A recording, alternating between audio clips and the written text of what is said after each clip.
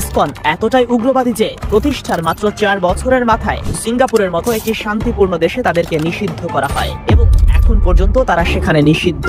আজকে প্রত্যেকেরই জেনে রাখা দরকার, ভারত নয়, 1966 সালের 13 জুলাই ইসকনের জন্ম হয় যুক্তরাষ্ট্রের নিউ ইয়র্কে। আর বাংলাদেশের সনাতনী হিন্দু ধর্মাবলম্বীদের সঙ্গে ইসকনের শত্রুতা ছিল অনেক আগে থেকে। 2009 সালে ঠাকুরগাঁয়ে দুর্গা মন্দিরে ইসকন সমর্থকদের হামলায় প্রাণ যায় ফুলবাবু নামের এক সনাতনী হিন্দুর। বাস্তবে ইসকন হিন্দুদের কোনো সংগঠনই নয়, এটি মূলত ইহুদিদের একটি এজেন্ডা। এটা আমার মুখের কথা নয়, আবু রুশদের লেখা বাংলাদেশের গোয়েন্দা সংস্থার সাবেক প্রধানের কথা। বাংলাদেশের এই বইটাতে উঠে এসেছে ভয়ানক তথ্য। বইয়ের 171 নম্বর পৃষ্ঠায় স্পষ্ট লেখা আছে, ইসকন নামে একটি সংগঠন বাংলাদেশে কাজ করে। এটা মূলত ইহুদিদের একটি সংগঠন। এই সংগঠনের প্রধান কাজই হচ্ছে বাংলাদেশে উস্কানিমূলক ধর্মীয় অনুষ্ঠান পালন করা, যার উদ্দেশ্য সাম্প্রদায়িক দাঙ্গা সৃষ্টি। ইসকন নেতা চিন্ময় কৃষ্ণ ব্রহ্মচারী নিজেই স্বীকার করে নিয়েছেন, ইসকন এবং হিন্দু ধর্ম দুটো একেবারেই ভিন্ন জিনিস। ভালো করে খেয়াল করে শুনুন তার বক্তব্য। এটা কি ইসকনের সমাবেশ? এটা সনাতনীদের সমাবেশ? এটা হিন্দুদের সমাবেশ? ইসকন আর সনাতন ধর্ম যে একেবারেই ভিন্ন দুটো জিনিস, সেটা বুঝতে বাকি থাকার কথা নয় কারোরই। তাহলে ইসকন আসলে কি? মূলত ইসকন প্রতিষ্ঠিত হয়েছিল ইহুদিদের ছত্রছায়ায়। ইসকনের প্রতিষ্ঠাতা অভয় চরণাবিন্দ ভক্তি বেদান্ত স্বামী প্রভুপাদ। অবাক করার মতো বিষয়, এই ব্যক্তি ভারতে কোনো হিন্দু শিক্ষালয়ে পড়াশোনাই করেননি। তিনি শিক্ষা নিয়েছেন খ্রিস্টানদের গির্জায়। পেশায় ছিলেন একজন ফার্মাসিউটিক্যাল ব্যবসায়ী। কিন্তু হঠাৎ করেই তার মাথায় কেন হিন্দু ধর্মের নতুন সংস্করণের ভূত চাপলো, সত্যি চিন্তার বিষয়। স্বামী প্রভুপাদ যখন নতুন ধারার হিন্দু সংগঠন চালু করেন, তখন মূল ধারার সনাতন হিন্দুরাই তার বিপক্ষে দাঁড়িয়েছিল, গড়ে তোলেছিল প্রতিরোধ। কিন্তু ওই সময় ঢাল হয়ে তার পাশে কারা দাঁড়িয়েছিল জানেন? J Stilson Judah, Harvey Cox, Larry Shinn ও টমাস হপকিন্সের মতো চিহ্নিত ইহুদি খ্রিস্টান এজেন্টরা। এখানে নিশ্চয় বুঝতে আর বাকি থাকার কথা নয়, বর্তমানে ইসকনের মূল কাজই হচ্ছে উগ্র হিন্দুত্ববাদ ছড়ানো। তারা মূলত ভারতের উত্তর প্রদেশের হিন্দুত্ববাদকে প্রমোট করে। তবে ইসকন কখনোই সকল হিন্দুদের প্রতিনিধি হতে পারে না। ইসকন সবসময় সনাতনী হিন্দুদের শত্রু হয়ে দাঁড়িয়েছে। বাংলাদেশের অনেক জায়গাতেই দুর্গা মন্দিরের জমি দখল করে ইসকন মন্দির বানানো হয়েছে।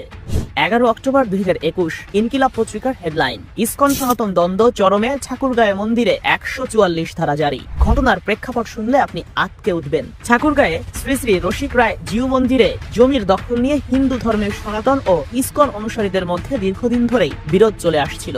2009 সালের 18 সেপ্টেম্বর রসিক রায় জিউ মন্দিরে দুর্গাপূজা নিয়ে ইসকন অনুসারীদের সঙ্গে সনাতন ধর্মাবলম্বীদের বড় ধরনের সংঘর্ষ হয়। এ সময় ইসকন ভক্তদের হামলায় ফুলবাবু নামের একজন সনাতন ধর্ম অনুসারী খুন হন। এরপর পরিস্থিতি নিয়ন্ত্রণে আনতে উপজেলা প্রশাসন মন্দির সিলগালা করে দেয়। আগে ইসকনের স্লোগান ছিল হরে কৃষ্ণ, অথচ এখন তারা বিজেপি আরএসএস এর উগ্রবাদী স্লোগান জয় শ্রীরামকে প্রমোট করছে। আর এই জয় শ্রীরাম স্লোগানের মাধ্যমে নরেন্দ্র মোদী তার উগ্র হিন্দুত্ববাদ ছড়ায়। এই স্লোগান দিয়ে ভারতে অসংখ্য মুসলিমকে নির্যাতন এবং হত্যা করা হয়েছে এবং এই ট্যাকটিসেই হিন্দু মুসলিম দাঙ্গা সৃষ্টি করে 2026-এর নির্বাচনে জয়ী হয়ে আবারও নরেন্দ্র মোদী ক্ষমতায় আসতে চায়। মোদীর মূল ম্যান্ডেট নিজেকে হিন্দুদের রক্ষাকর্তা হিসেবে প্রমাণ করা আর সকল হিন্দুদের ভোট পেয়ে আবারও ক্ষমতার মসনদ দখল করা। বাংলাদেশে যত সাম্প্রদায়িক দাঙ্গা তৈরি হবে, নরেন্দ্র মোদীর ততই লাভ। ভারতীয় মিডিয়া রস মাখিয়ে তিলকে তাল বানায়, আর মোদী নিজেকে উপস্থাপন করে হিন্দুদের ত্রাণকর্তা হিসেবে। ভারতের যদি সত্যি বাংলাদেশের হিন্দুদের প্রতি ভালোবাসা থাকতো, তবে 14 বছরের স্বর্ণা দাসকে মৌলভীবাজার বর্ডারে বিএসএফ নির্মমভাবে হত্যা করতো না। আবু রুশদের বাংলাদেশের এই বইয়ের 170 নম্বর পেজে উঠে এসেছে আরো একটি ভয়ানক তথ্য।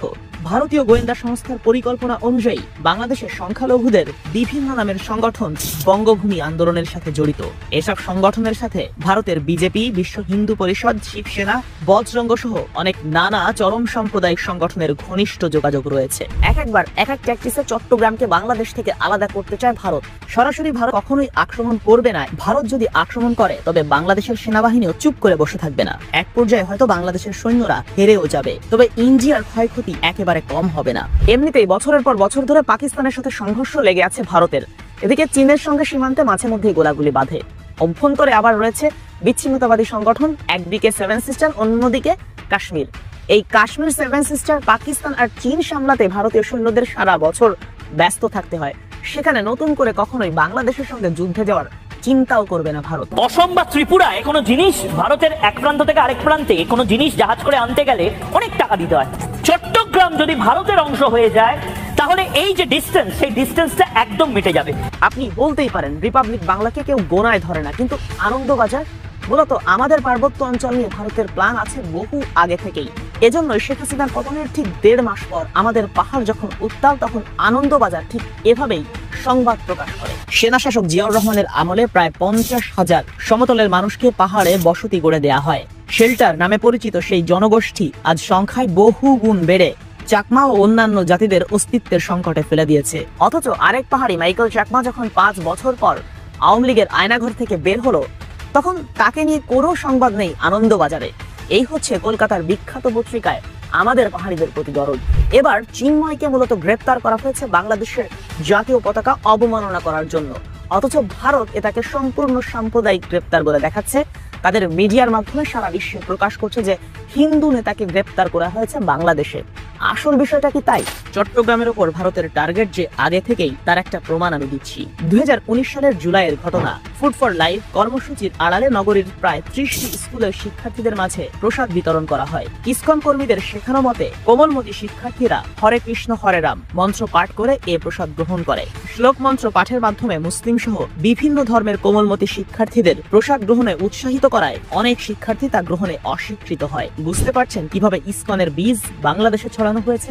কখনো বাংলাদেশের পাহাড়িদেরকে কুপরামর্শ দিয়ে, কখনো বাংলাদেশের সনাতনীদেরকে উস্কে দিয়ে ভারত নিজের ফায়দাটাই হাসিল করতে চায়। এই বিষয়টা যদি প্রত্যেক বাঙালি বুঝতে না পারে, তাহলে আমাদের জন্যই খারাপ। আপনি হন মুসলিম, হন হিন্দু কিংবা হন পাহাড়ি, আপনার প্রথম পরিচয় আপনি বাংলাদেশী। নিজের দেশ, নিজের সংস্কৃতি, নিজের ভাষা, নিজের ঐতিহ্য যদি ভারতীয় আগ্রাসন থেকে টিকিয়ে রাখতে চান, তাহলে আপনাকে বাঙালি সত্তা, বাংলাদেশের জাতীয়তাবাদ নিয়েই চিন্তা করতে হবে।